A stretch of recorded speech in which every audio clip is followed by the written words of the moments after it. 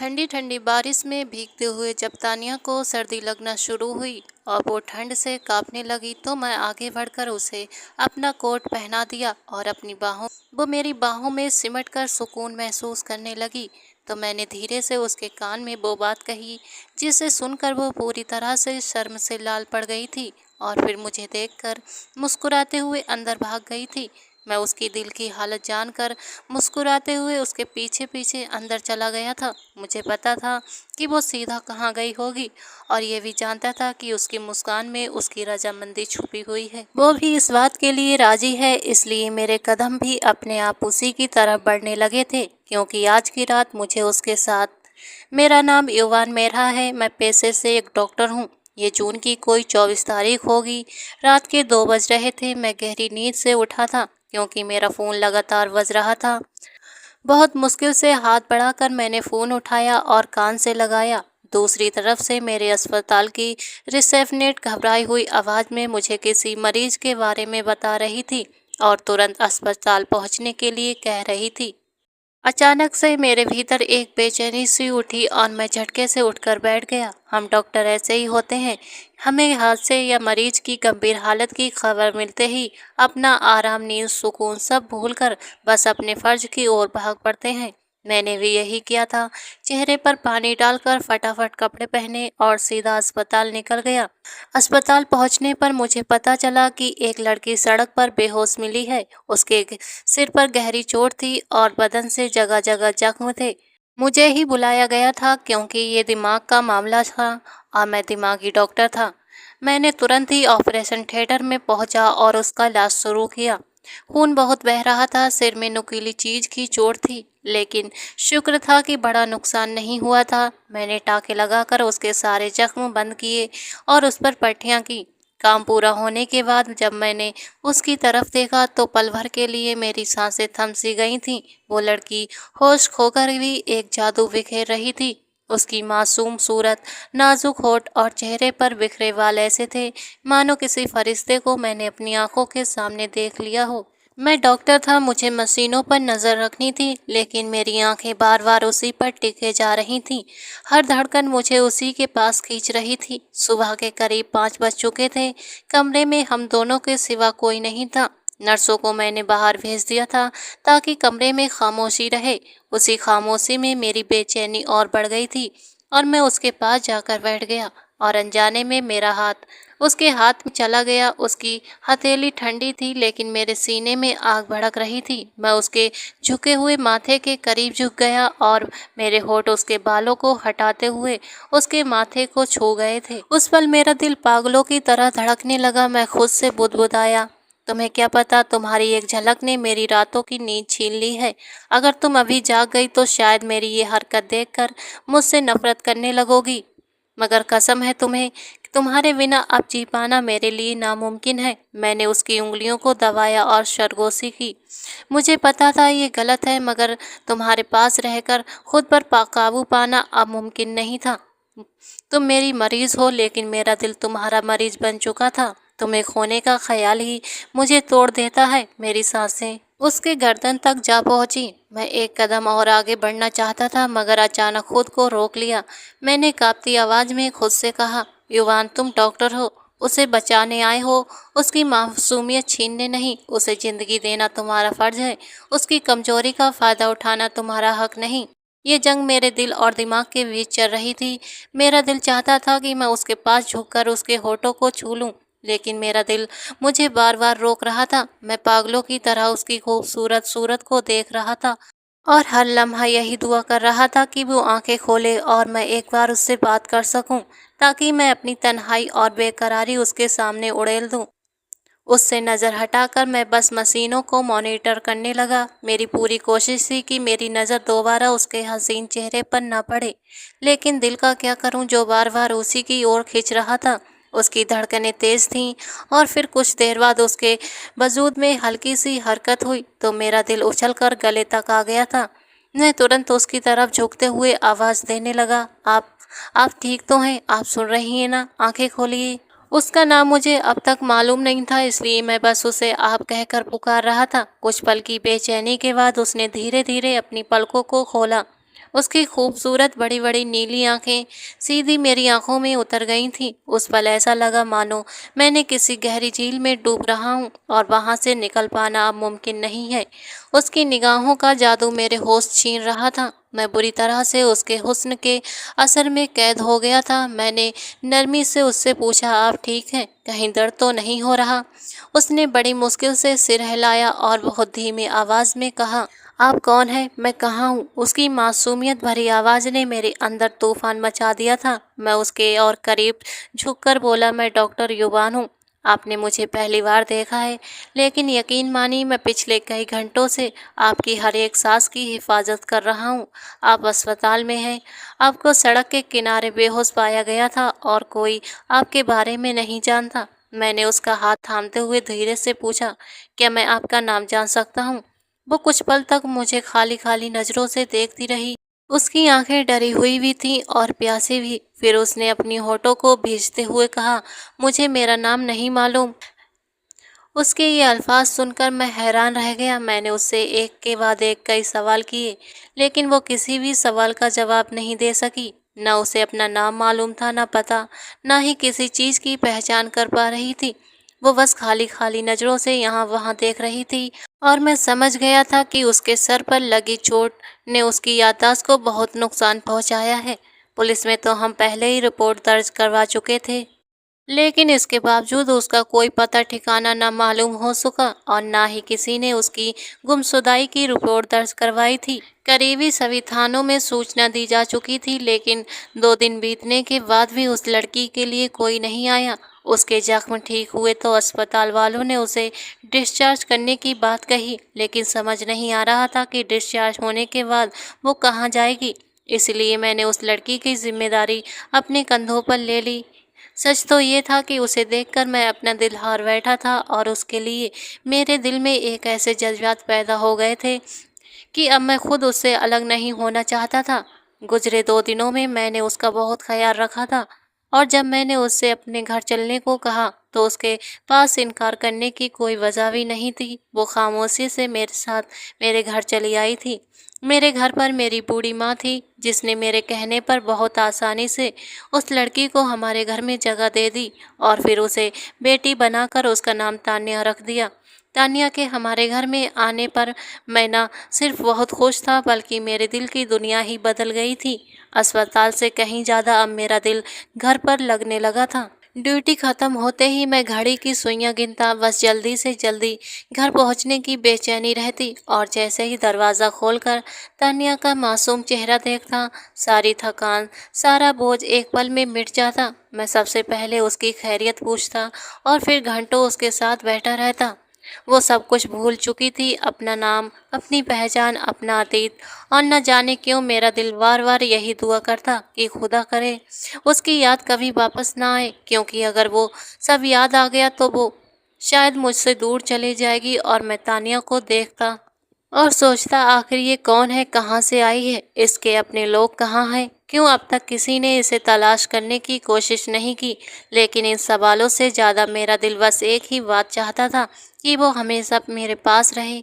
मैंने कई बार उसके हाथों को थामकर खुद से फुसफुसाया था, तानिया तुम्हें याद ना हो, मगर मैं चाहता हूँ कि तुम्हारा हर कल, हर सुबह बस मेरे साथ जुड़ी रहे। तुम्हारी पहचान अब यही घर हो और तुम्हारी दुनिया सिर्फ मैं।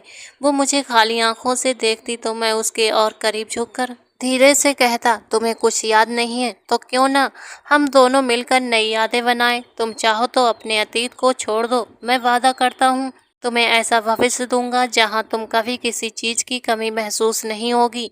उसकी आंखें नम हो जाती और मुझे लगता वो मेरे दिल की गहराइयों को समझ रही है। मैं उसकी सांसों की गर्माहट को अपने इतने करीब महसूस करता कि खुद को रोक पाना मुश्किल हो जाता। मैंने एक शाम उसके कानों के पास झुककर धीमी आवाज में कहा, तान्या, मुझे डर है अगर तुम्हें कभी अपना अतीत याद आ गया तो तुम मुझसे दूर हो जाओगी, लेकिन अगर मेरे बस में होता तो मैं तुम्हें हर वो याद भुला देता जो तुम्हें मुझसे दूर कर सकती है। मैं सिर्फ इतना चाहता हूँ कि तुम्हारे आज और तुम्हारे कल में बस मेरा नाम लिखा हो। वो कांपती होठों से बोली, अगर मुझे सब याद आ भी गया तो क्या आप मुझे तब भी ऐसे ही चाहेंगे? मैंने बिना झिझक उसकी आंखों में झांकते हुए कहा। तान्या, चाहत यादों पर नहीं टिकी होती, वो तो दिल की गहराइयों से निकलती है और मेरा दिल अब तुम्हारा हो चुका है। चाहे तुम्हारा अतीत जो भी हो, तुम मेरी हो और हमेशा मेरी रहोगी। उस पल हमारे बीच खामोशी थी, लेकिन उस खामोशी में धड़कनों का शोर गूंज रहा था। मुझे यकीन हो चुका था कि मेरी जिंदगी की सबसे बड़ी ख्वाहिश अब सिर्फ तान्या है। तान्या को मेरे घर आए हुए अब पूरा एक हफ्ता हो चुका था और एक हफ्ते में मेरी जिंदगी का नक्शा ही बदल दिया गया था।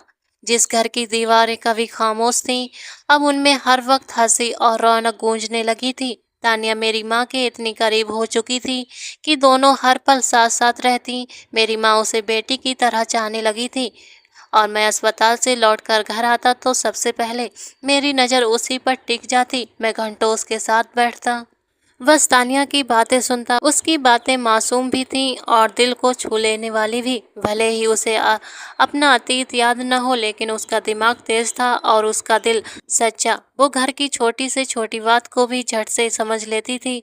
एक हफ्ते में ही उसने मेरी पसंद नापसंद और मेरे स्वभाव का अंदाजा हो गया था। यहाँ तक कि मेरे स्वभाव का भी अंदाजा हो गया था। उसका ख्याल रखना, मेरी थकान को देखकर तुरंत मेरे लिए चाय बना देना, मेरी माँ का हर काम अपने हाथों से करना, इन सब ने मुझे पिघला दिया था। मेरा दिल अब और छिपा नहीं सकता था। एक शाम मौसम ने जैसे ही मेरे दिल की दबी हुई चाहत को आवाज़ दी। आसमान में काली घटाएं छाई थीं और बारिश तेजी से बरस रही थी और मैं खिड़की से देख रहा था कि तान्या बच्चों की तरह बारिश में भीग रही है। उसके बालों से पानी टपक रहा था, उसकी हंसी गूंज रही थी और वो नन्ही सी तितली की तरह इधर उधर दौड़ रही थी। मैं उसे देखता रहा जब तक कि उसके होठ बारिश की ठंडक से नीले पड़ने लगे और वो कांपने लगी। उसकी हालत देखकर मैं खुद को रोक नहीं पाया। मैं झटके से बाहर निकला और उसे अपनी बाहों में भरकर लगा लिया। मेरी धड़कनें तेज हो चुकी थीं, उसकी सांसें मेरे गले में सिमट रही थी। उस पल मैंने उसकी आंखों में देखते हुए कहा, तान्या, अब और छिपा नहीं सकता। मैं तुम्हें सिर्फ एक मेहमान की तरह नहीं चाहता, मैं तुम्हें अपनी जिंदगी का हिस्सा बना चुका हूँ। जिस पल से तुम इस घर में आई हो, मेरी हर सुबह, मेरी हर सांस तुमसे जुड़ चुकी है। मैं तुमसे मोहब्बत करने लगा हूँ। कुछ पल तक हैरानी से मेरी आंखों में झांकती रही। बारिश की बूंदें उसके गालों से बह रही थीं और उसकी बड़ी बड़ी आंखें मुझे जैसे कैद कर रही थीं। फिर उसके होठों पर धीमे धीमे मुस्कान उभरी, वो मुस्कान जिसने मेरी जिंदगी का सबसे खूबसूरत पल बना दिया था। उसकी मुस्कान ने मुझे ये यकीन दिला दिया था कि वो भी मेरे लिए जज्बात रखने लगी है। मैंने उसके और करीब झुककर फुसफुसाया, कहो तान्या, क्या मेरी ये दीवानगी तुम्हें डराती है या तुम्हें भी मेरे दिल का हाल सुनाई देता है? वो बस शर्मा कर अपनी पलकों को झुका गई और फिर अचानक बच्चों की तरह भागकर अंदर चली गई। उसकी ये शर्माहट मेरे लिए सबसे बड़ा इकरार थी।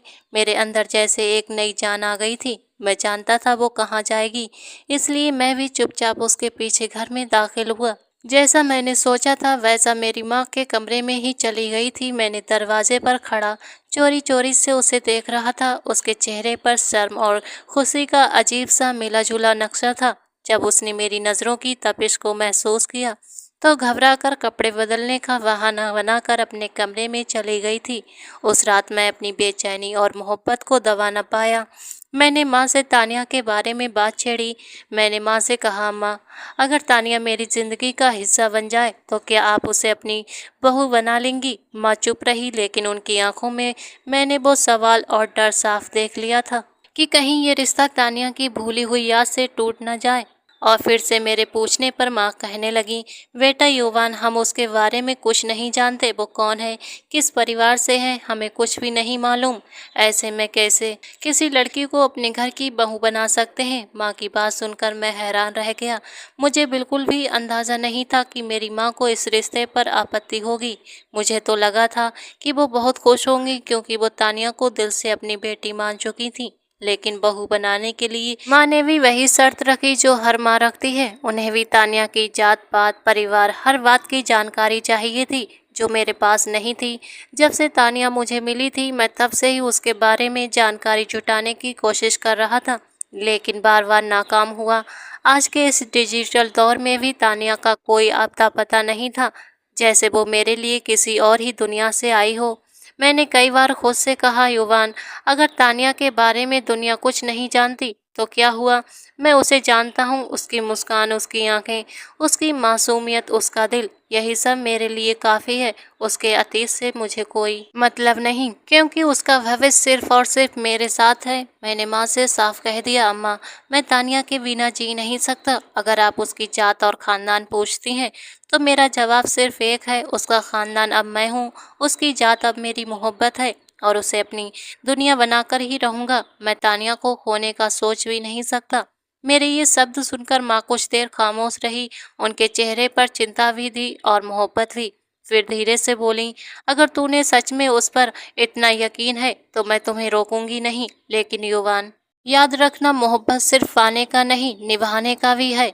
उसकी ये बात सुनकर मैंने उनके हाथों पकड़कर कहा, अम्मा, मैं वादा करता हूँ कि तानिया की हर खुशी मेरी होगी और उसका हर गम मैं अपने सीने से लगा लूंगा। मैं उसे कभी अकेला महसूस नहीं होने दूंगा।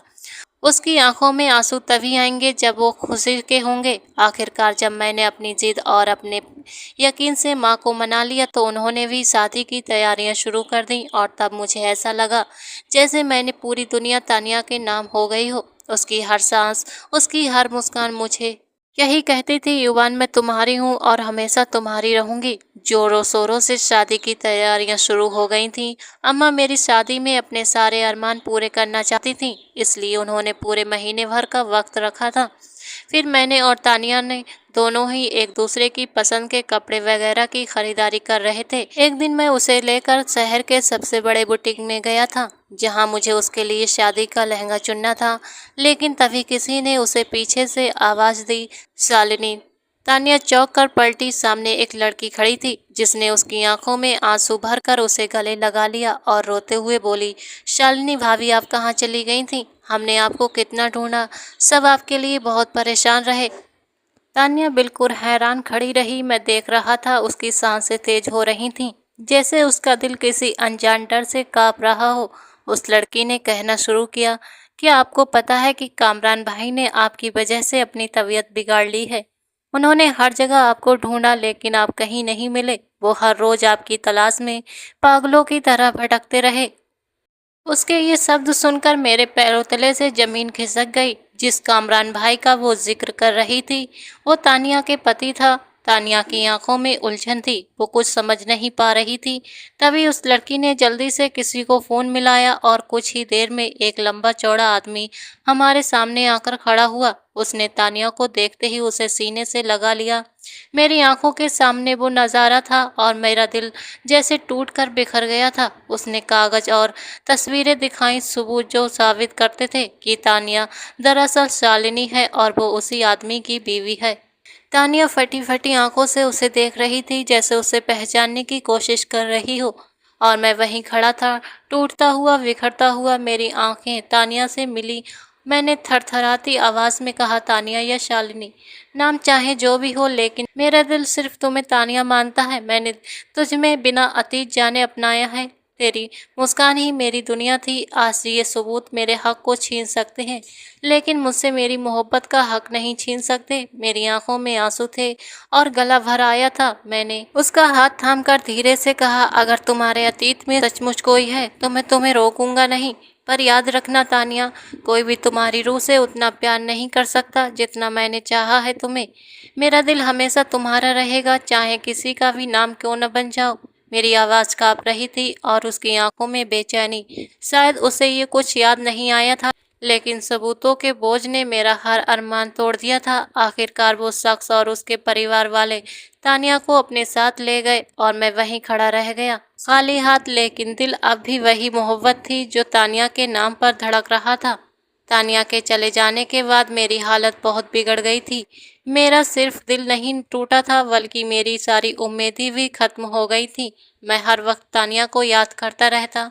कई रातें तो मैंने अपनी माँ के गले लगकर रोते रोते गुजारी थी, क्योंकि तानिया मेरे लिए जिंदगी का मतलब बन चुकी थी और अब उसके बिना जीना मेरे लिए नामुमकिन था। उसकी आदत, उसकी मुस्कान, उसकी मौजूदगी सब मेरे रगों में उतर चुकी थी। उसके बिना हर लम्हा मुझे मौत जैसा लग रहा था। मुझे ये समझ नहीं आ रहा था कि तानिया का पति जो इसी शहर में रह रहा था, वो उसे इतने सालों तक क्यों नहीं ढूंढ पाया।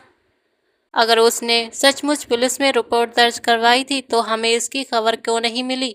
मैंने तो शुरू से ही पुलिस का सहारा लिया था, लेकिन तानिया यानी शालिनी के नाम से कहीं कोई रिपोर्ट दर्ज नहीं थी। मैं उलझन में था, जैसे कोई रहस्य मेरी जिंदगी को घेर रहा हो। कुछ दिन गुजर गए तो मुझे याद आया कि तानिया के कुछ गहने मेरे पास हैं। दरअसल जिस वक्त उसका हादसा हुआ था, वो गहने पहने हुए थी और वे मेरे घर पर ही रह गए थे।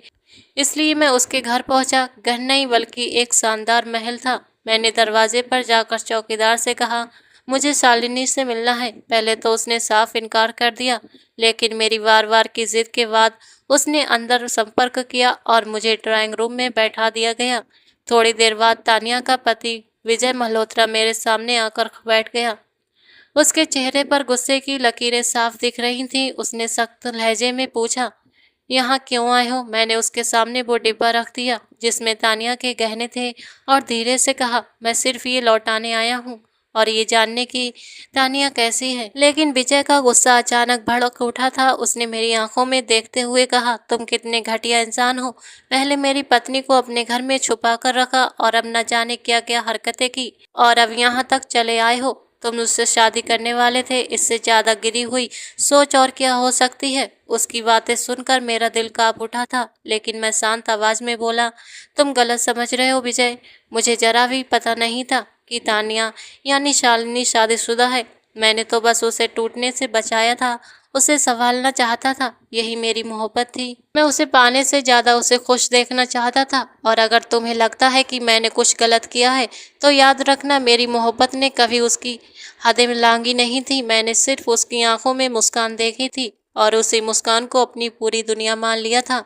मेरी आवाज़ काँप रही थी, लेकिन आंखें सच्चाई से भरी थीं। मैंने आखिरी बार उसकी ओर देखते हुए कहा, विजय, अगर वो तुम्हारी है तो उसे अपना लो, लेकिन याद रखना, उसे चाहने वाला कोई और हो सकता है, मगर तानिया की रूह को सिर्फ मैंने महसूस किया है। उसका नाम चाहे शालिनी हो या तानिया, मेरी मोहब्बत उसकी सांसों से हमेशा जिंदा रहेगी। मैं ये सोचकर वहां गया था कि तानिया की हालत जान सकूंगा। मुझे लगा था कि उसका पति मेरा शुक्रिया अदा करेगा कि इतने दिनों तक मैंने उसकी पत्नी का ख्याल रखा, लेकिन हुआ इसके बिल्कुल उल्टा। विजय मल्होत्रा ने मुझ पर शक जताया था, मेरी सच्चाई को भी झूठा करार दिया था। उसने मेरी नेक नियत को बुरी नियत का नाम दे दिया था। भगवान गवाह था कि मैंने कभी तानिया के साथ अपनी हदें पार नहीं की थी। मैंने कभी इस बात का फायदा नहीं उठाया था कि वो बेसहारा थी या फिर मेरे घर में रह रही थी। मैंने हमेशा हमारे बीच इज्जत और भरोसे की दीवार बनाए रखी, और इसी वजह से मुझे गुस्सा आ रहा था कि विजय मेरे और तानिया के रिश्ते पर इतनी गंदी बातें कैसे कर सकता है। मैंने गुस्से में कहा, विजय, तुम्हें मेरी नियत पर शक करने का कोई हक नहीं। मेरा और तानिया का रिश्ता कभी भी तुम्हारी सोच जैसा नहीं था। मैंने उसे सिर्फ संभाला था, उसे टूटने से बचाया था। अगर मेरी जगह कोई और होता तो शायद उसकी मजबूरी का फायदा उठा लेता, लेकिन मेरे लिए तानिया सिर्फ सम्मान और मोहब्बत का नाम है। मेरी आवाज़ इतनी गहरी और सच्चाई से भरी हुई थी कि शायद दीवारों तक को हिला रही थी। तभी अचानक तानिया ड्राइंग रूम में आ गई थी। उसे देखते ही मेरे कदम जैसे जम गए थे।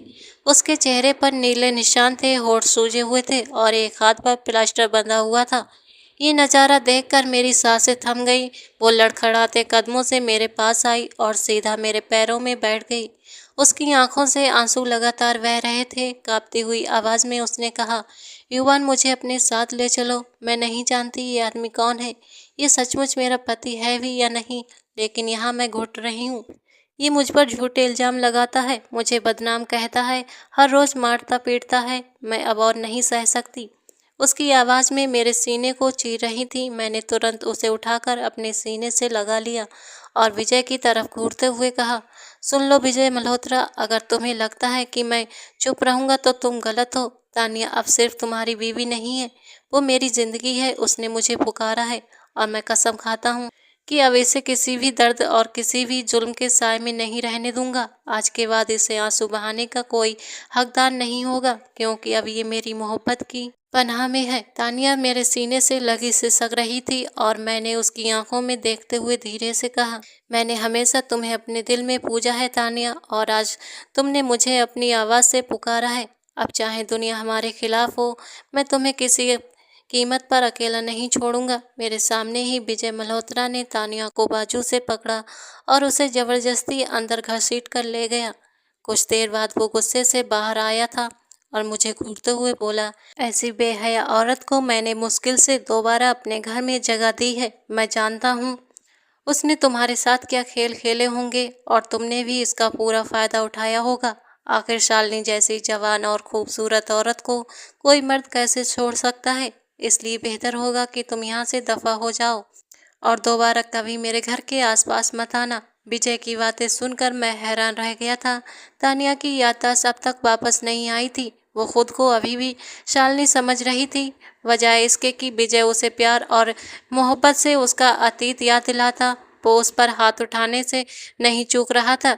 यही बात मेरे दिल को बहुत बेचैन कर रही थी। मैं गुस्से और तकलीफ से वहां से बाहर निकला, लेकिन दिल को सुकून नहीं मिला था। मैंने अपनी दोस्त जो पुलिस अफसर था उसे पूरी बात समझा दी। उसने कहा, ये सब घरेलू हिंसा है और खासकर तब जब एक औरत अपनी याददाश्त खो चुकी हो। अगर तुम कहो तो मैं तुरंत कार्रवाई करूं। मैंने बिना देर किए कहा, हाँ कार्रवाई करो। एफआईआर मैं खुद दर्ज करवाऊंगा। मैंने एफआईआर लिखवाई और मेरे कहने पर पुलिस ने तुरंत कदम उठाया। पुलिस ने तानिया को वहां से निकाल लिया और मैं उसे अपने घर ले आया था। विजय मल्होत्रा को घरेलू हिंसा के आरोप में गिरफ्तार कर लिया गया था। तानिया की हालत देखकर मेरी माँ की आंखों में भी आंसू आ गए थे। उन्होंने तुरंत उसकी देखभाल शुरू कर दी थी। उसका शरीर नीला निशानों से भरा हुआ था, जैसे उस पर बार बार जुल्म ढाया गया हो। मैंने तानिया का हाथ अपने हाथों में लिया और उसके चेहरे पर बने जख्मों को देखते हुए धीरे से कहा, तानिया अब तुम्हें किसी का दर्द से गुजरने की ज़रूरत नहीं है। तुम्हारे आंसू अब मेरे सीने में दफन होंगे। जिस घर में तुम्हें इज्जत नहीं मिली, अब उस घर में मैंने तुम्हें बाहर निकाल लिया है। अब तुम सिर्फ मेरी जिम्मेदारी नहीं, मेरी मोहब्बत हो और मेरी मोहब्बत पर कोई हाथ नहीं डाल सकता। तानिया की आंखों में डर और दर्द एक साथ हल्की सी चमक उभर आई थी। उसने कांपती आवाज में कहा, युवान क्या ये सच में तुम मुझे छोड़ोगे नहीं? मैंने उसके दोनों हाथ अपने हाथ में लिए और उसकी आंखों में देखते हुए कहा, मैंने हमेशा तुम्हें अपनी दुआओं में मांगा है तानिया। अब जब तुम मेरे साथ हो तो चाहे दुनिया भी मेरे खिलाफ हो जाए, मैं तुम्हें कभी अकेला नहीं छोड़ूंगा। तुम्हें चोट पहुंचाने वाला हर बार पहले मुझे खुद लगेगा। मैं तुम्हारा सहारा भी हूँ और तुम्हारी मंजिल भी। वो मेरी बाहों में सिसक रही थी और मैंने उसे और मजबूती से अपने सीने से लगा लिया था। उस पल मैंने तानिया से वादा किया कि अब उसकी ज़िंदगी आंसुओं और दर्द से नहीं, सिर्फ मेरी मोहब्बत से भरी होगी। 4-6 दिन ऐसे ही गुजर गए कि एक दिन तानिया सीढ़ियों से उतर रही थी। तभी कमजोरी की वजह से उसे चक्कर आ गए और वो सीढ़ियों से गिर गई। जब उसे होश आया तो उसकी याददाश्त वापस आ चुकी थी। शायद ये मानसिक तनाव की वजह से हुआ था या फिर चोट लगने की वजह से, लेकिन अब उसका दिमाग साफ साफ काम करने लगा था। उसने जो सच मेरे सामने रखा उसे सुनकर तो मेरे पैरों तले से जमीन खिसक गई थी। तानिया रोते हुए बोली, युवान मेरा कोई हादसा नहीं हुआ था, ये सब विजय मल्होत्रा की साजिश थी। उसने जानबूझकर मुझे ऐसी गाड़ी में बिठाया था जिसके ब्रेक पहले से खराब थे और उस एक्सीडेंट के वक्त वो भी वहीं पर मौजूद था। जब मैं संभली तो उसने मेरे सिर पर किसी भारी चीज से वार किया और मैं बेहोश हो गई। ये सब एक सोची समझी चालाकी थी ताकि मुझे हमेशा के लिए खत्म किया जा सके। तानिया के आंखों से आंसू बह रहे थे और उसकी आवाज़ काँप रही थी। उसने आगे कहा, वो जायदाद जिस पर विजय ऐश कर रहा है वो सब मेरे बाप की है। उन्होंने मरते वक्त सब कुछ मेरे नाम कर दिया था। इसी लालच की वजह से विजय ने मेरी जान लेने की चाहा था। उसने सोचा था कि अगर मैं जिंदा रही तो उसकी सच्चाई सामने आ जाएगी, इसलिए उसने मुझे मरवा देना चाहा। लेकिन ऊपर वाले ने मेरी जान बचा ली और मुझे तुम्हारे पास भेज दिया। मेरी याददाश्त चली गई थी, इसलिए इतने दिन तुमने मुझे संभाला और विजय को लगा कि मैं मर चुकी हूँ। तभी उसने मुझे ढूंढने की कोशिश भी नहीं की, लेकिन जैसे ही उसे मेरी जिंदगी का पता चला उसने एक बार फिर मुझे मारने और तोड़ने की कोशिश की। युवान उसने मुझे पागल बना देने तक की कोशिश की।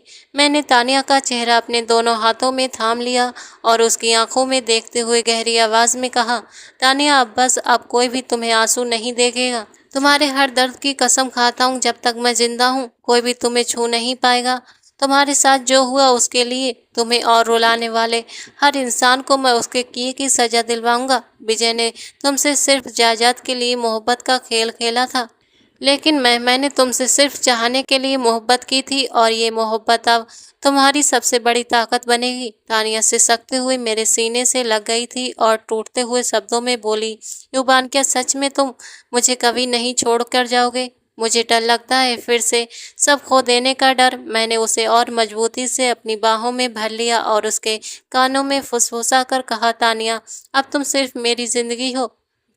मैं तुम्हारे बिना अधूरा हूँ। मैं तुम्हें सिर्फ अपनी मोहब्बत नहीं, अपना नाम, अपनी पूरी दुनिया देना चाहता हूँ। चाहे दुनिया हमारे खिलाफ हो जाए, चाहे कितने भी साजिशें हों, मैं तुम्हारा हाथ कभी नहीं छोड़ूंगा। मेरी हर सुबह तुम हो और मेरी हर रात तुम्हारे नाम होगी।